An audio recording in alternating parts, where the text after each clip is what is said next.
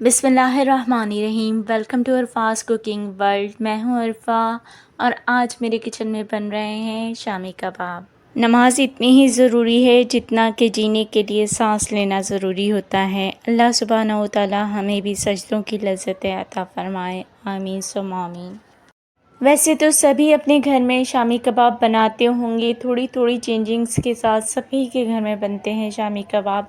इसमें हमने थोड़ी सी चेंजिंग की है, इसमें हरा मसाला हमने मिक्स करने के बजाय फिल किया है सेंटर में। तो बनाते हैं मज़ेदार से हरे मसाले के शामी कबाब।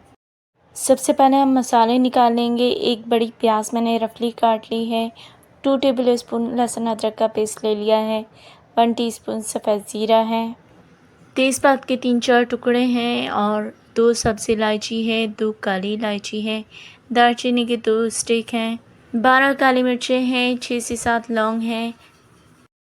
पाउडर मसालों में मेरे पास है 1 टीस्पून धनिया पाउडर, 1 टीस्पून नमक, हाफ़ टीस्पून हल्दी, 1 टीस्पून पिसी लाल मिर्च, हाफ़ टीस्पून कुटी लाल मिर्च और हाफ़ टीस्पून ही मिक्स गरम मसाला पाउडर। पतीली रख लेंगे और उसमें डाल देंगे हाफ़ केजी बीफ। ये बड़ी बोटियाँ हैं और इसमें चिकनाई भी शामिल है। जो तमाम मसाले हमने प्लेट में निकाल कर रखे थे वो तमाम मसाले हम इसमें ऐड कर देंगे।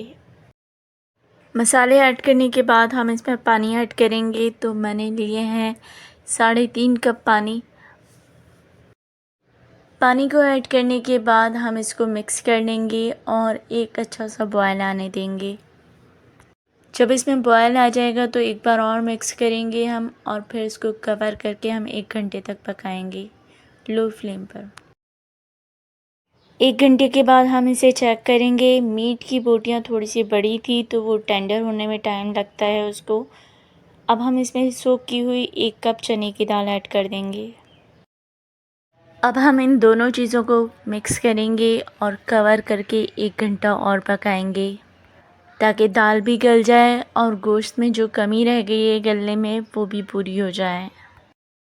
1 घंटे के बाद इसका पानी भी ड्राई हो चुका है, दाल भी गल चुकी है और मीट भी बहुत टेंडर हो चुका है। मैं आपको चेक भी करवा देती हूँ।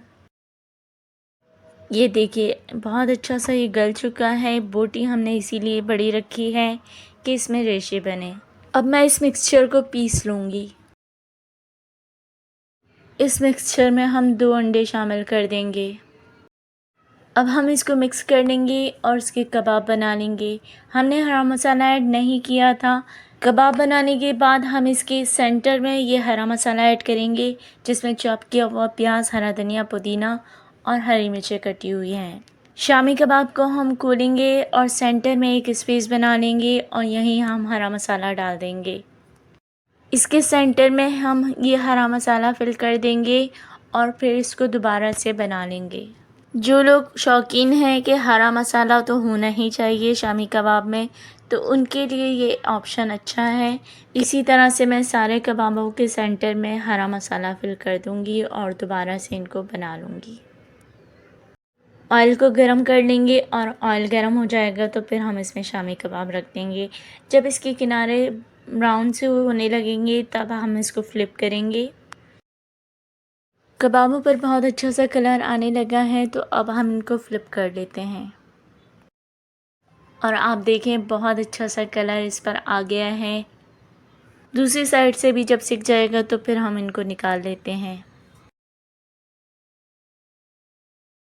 कबाब दोनों साइडों से बहुत अच्छे सिक चुके हैं तो अब मैं इसको निकाल लेती हूँ।